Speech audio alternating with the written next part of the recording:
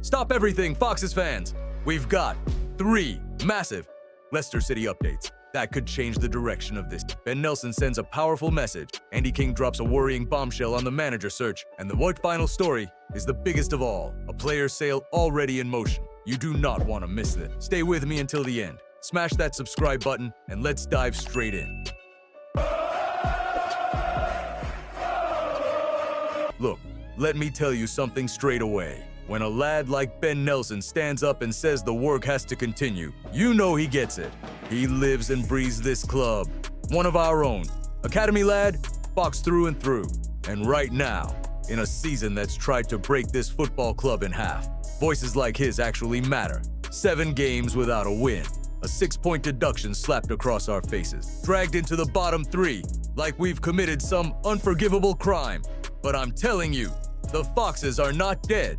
Not even close. I watched that FA Cup tie at St. Mary's, and I saw something we haven't seen enough of this season. Control. Leicester dominated possession. Leicester moved the ball. Leicester imposed themselves. First half, second half, even extra time. We were the better side. And yet again, football kicks you in the teeth. 2 moments, 2 mistakes, 2 goals conceded. That's all it took to send us home. That's the painful truth right now. Not effort, not desire, not shape. It's concentration. It's decision-making. It's those horrible little moments where championship football shows no mercy. Nelson said it himself. Performances are improving. You can see Kingy's ideas starting to land. You can see patterns. You can see structure. You can see lads actually believing again. But belief without ruthlessness gets you nothing in this league. Nothing. And let's talk about Ben Nelson wearing the armband. Since he was 8 years old at this club, 8. From the academy pitches to captaining Leicester City in an FA Cup tie. If that doesn't hit you in the chest, check your pulse. That armband wasn't charity. That armband was earned. You can see it in how he talks. You can hear it in how he carries himself. He knows leadership isn't shouting. It's standards. It's consistency. It's dragging teammates through the mud when things get ugly. And make no mistake, things are ugly. But here's where I stand. This squad is not a relegation to League One squad. I refuse to accept that. Nottingham Forest would love that narrative. They're probably already planning open-top bus parades in their own heads. Bless them. Reality check. This league is chaos. 2 wins changes everything. 2 wins and suddenly, the table looks completely different.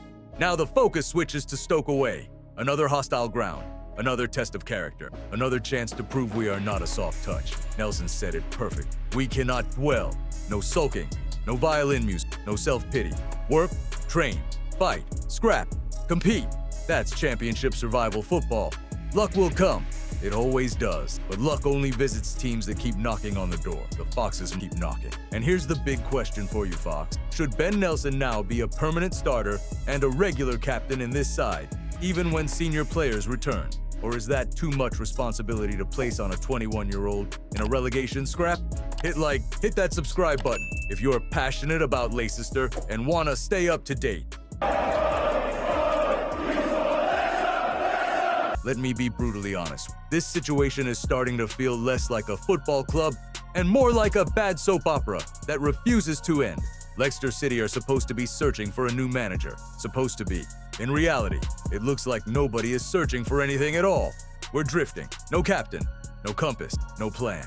And the man stuck holding the wheel of this broken ship is Andy King, a club legend, a Premier League title winner, a Fox who bleeds blue, a man who never asked for this job, never campaigned for this job. And yet, here he is, fronting up every week, taking the punches, answering the questions, and trying to glue together a season that's falling apart. Kingy is caught between loyalty and logic. He knows this squad needs a permanent manager. He knows stability is non-negotiable. He knows this situation cannot continue.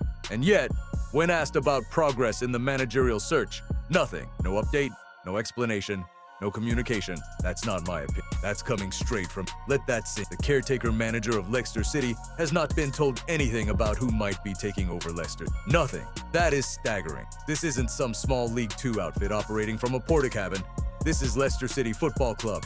Former Premier League champion, FA Cup winners, European quarter-finalists, a club with a state-of-the-art training ground and a global fan base. And right now, the hierarchy look paralyzed. You can talk about financial restriction. You can talk about PSR. You can talk about tight budgets. Fine. But silence is not a strategy. Doing nothing is not leadership. Leaving Andy King exposed week after week without clarity is not fair on him. And it's not fair on you as a Fox. Kingy didn't dodge he didn't spin it. He didn't hide behind PR nonsense. He owned it. No progress, no explanation. That tells you the boardroom feels detached from the reality on the pitch. Every defeat drags us deeper into danger. And upstairs, it feels like business as usual. And let me make this clear. Andy King is not the villain in this story. He's a firefighter holding a garden hose while the building is on fire. He is trying to implement ideas. He is trying to lift confidence. He is trying to protect players. He is trying to protect the badge. But goodwill alone does not win championship survival battles. This club needs leadership from the top. It needs a direction. It needs a decision. Right now, Leicester City look like a club waiting to be rescued by someone who hasn't even been asked yet. And that is terrifying. So here's the question I'm putting to you, Fox. Is keeping Andy King in charge without any progress on a new manager a betrayal of a club legend? Or should the board bite the bullet and back King properly until the end of the season? Hit that subscribe button if you're passionate about Leicester and want to stay up to...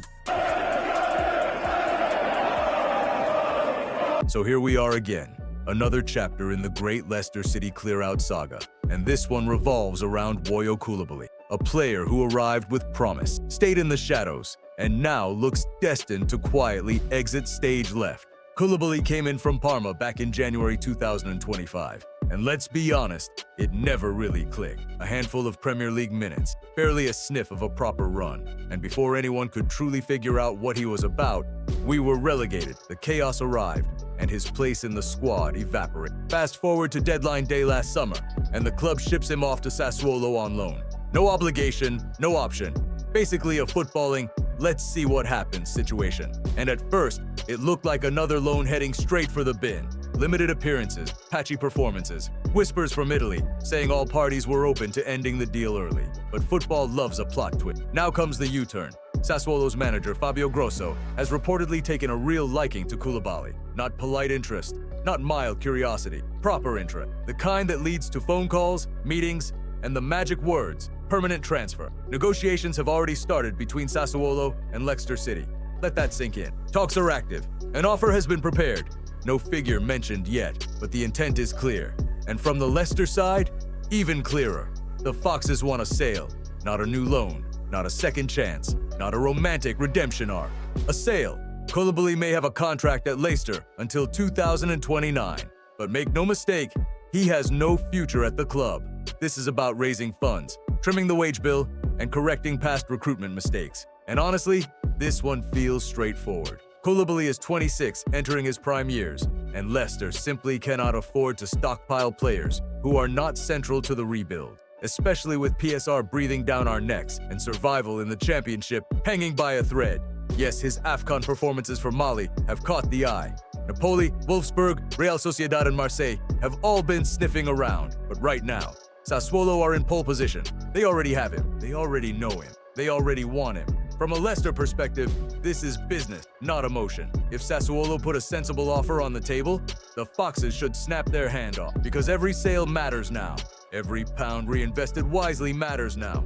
Every squad spot freed up matters now. This isn't personal against Kulibally, it's survival mode. And let me be brutally honest with you, if selling him helps bring in a hungry championship-proven right back, or freeze wages for a proper center forward, then this is a deal we absolutely must. No hesitation, no nostalgia, no what-ifs, just smart, ruthless football decisions. Now let me throw this straight at you, Fox. Would you rather Leicester accept the first reasonable offer for Coulibaly and move on immediately?